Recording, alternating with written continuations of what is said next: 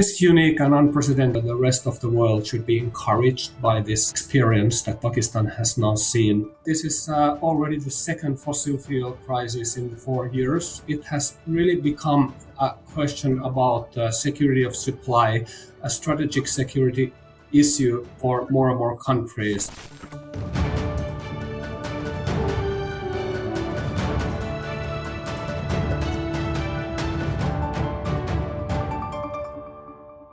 Aleksi Lumijarvi is a director at International Renewable Energy Agency, which advises around 200 countries on energy policy recommendations specific to renewable energy. We are talking to him. He's joining us from Helsinki, Finland, and we're talking to him today about Pakistan's solar revolution.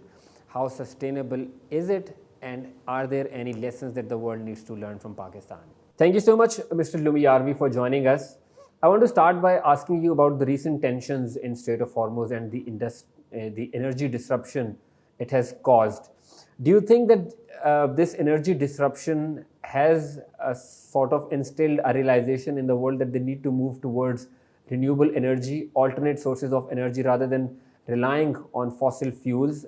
Yes, indeed, we are in the middle of a fossil fuel crisis again, now related to the closure of the Strait of Hormuz. That's correct. I would just want to add that this is already the second fossil fuel crisis in 4 years. So obviously, this has changed the landscape, as you pointed out. If you look at this a bit on a more longer scale time frame, so yes, it's true. Initially, renewables were much about climate narrative or environmental narrative. Since then, renewables have become so much more competitive, so it has increasingly become a competitiveness narrative since the late last decade or so, around and after COVID. And now with these two fossil fuel crises recently, as you rightly pointed out, it has really become a question about security of supply, a strategic security issue for more and more countries. And also with our member countries, we have noticed that for all of them, renewable energy, domestic sources of energy, diversification of supplies, etc., has really become a strategic security issue. Definitely a big change there in the past few years, and definitely we are already seeing that the current ongoing crisis is playing into this very strongly. Talking about member countries, Pakistan is one such member. You have around 173 member countries. And Pakistan has seen a massive solar rooftop boom. You go around in cities and you would see solar panels everywhere on every rooftop. From IRENA's perspective, how unique is this adoption and how unprecedented is it? It is unique and unprecedented indeed. It depends on the perspective you take, but in many aspects, it definitely is. If you look at where Pakistan started from close to zero, very low levels of solar PV. So just in terms of relative and absolute growth in gigawatts of installed solar, so it definitely seems to be something quite unprecedented. Also, if you compare it against the size of the economy, and also considering that Pakistan is a lower middle income country, so definitely also from that perspective, it is something unprecedented. If you also look at it from per capita consumption, per capita installed rates of solar PV, also very high adoption rates. Maybe Vietnam, another good example from the past years around COVID, before and after COVID years. Also very high growth rates per capita on solar PV.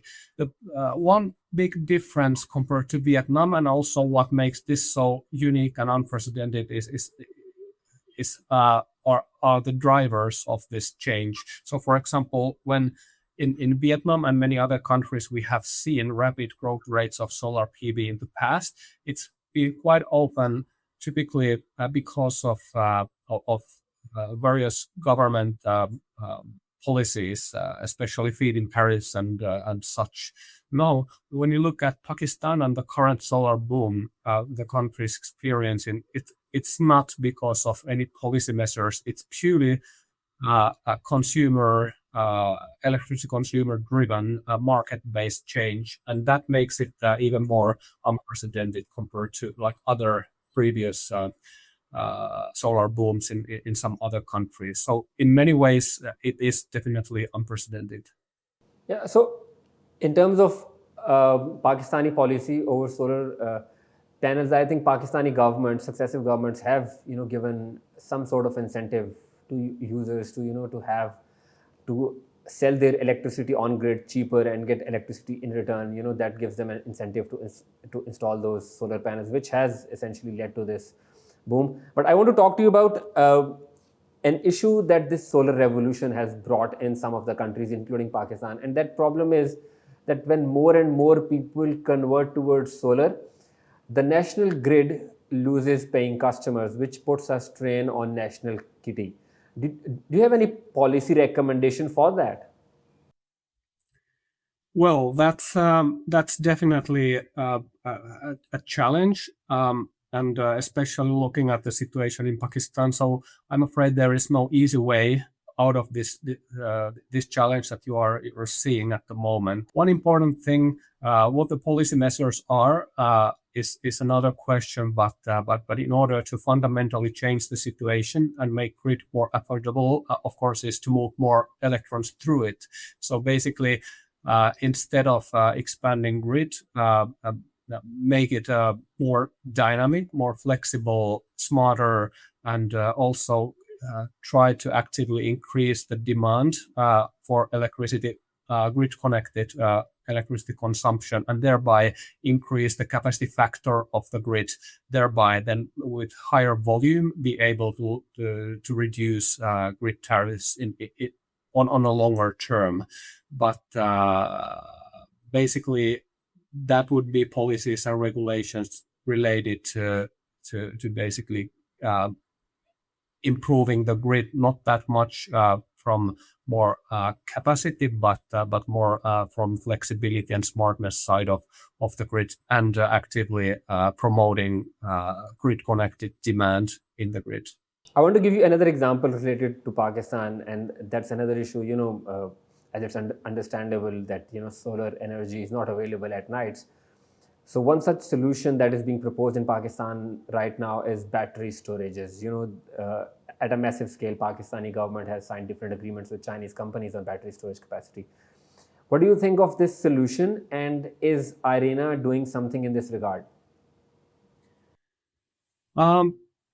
Storage, especially these battery energy storage systems, very much like LFP batteries, they definitely are changing the landscape very quickly at the moment. Batteries and solar are very modular and fast to deploy. So with solar, you already saw that in Pakistan, how modular and fast it is, but also batteries, very fast, easy, modular to deploy. And I would assume that it will be a big part of the solution also in Pakistan. Solar and batteries make a very good combination because in solar rich regions, the solar resource tends to be there throughout the year quite in quite stable manner. And also Pakistan enjoys very high good solar resource throughout the year. And then the balancing needs is very much focused on or emphasized on the like daily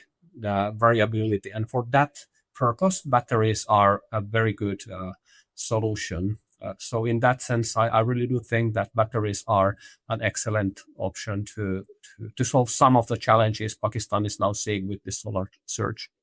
And lastly, are there any lessons to be learned for the world from Pakistan's solar revolution? There definitely are. So starting from the, let's say, the positive lessons, I think this really is the first huge solar surge in like lower middle income countries globally, which was entirely driven or mostly driven by simply a market mechanism, consumers finding out that is the most competitive way to have electricity. So definitely from that perspective, I think the rest of the world should be encouraged by this experience that Pakistan has now seen of fast deployment of solar purely market-based, and also, as I already mentioned earlier, the modularity and fast implementation time of these systems. So this is definitely something that the world needs to understand. So leapfrogging is possible. It's happening already in many developing countries, and this should be just encouragement for all countries to go for it, because clearly it is possible, and the change can happen surprisingly fast. So fast change is possible. Aleksi Lumijarvi, thank you so much for joining us.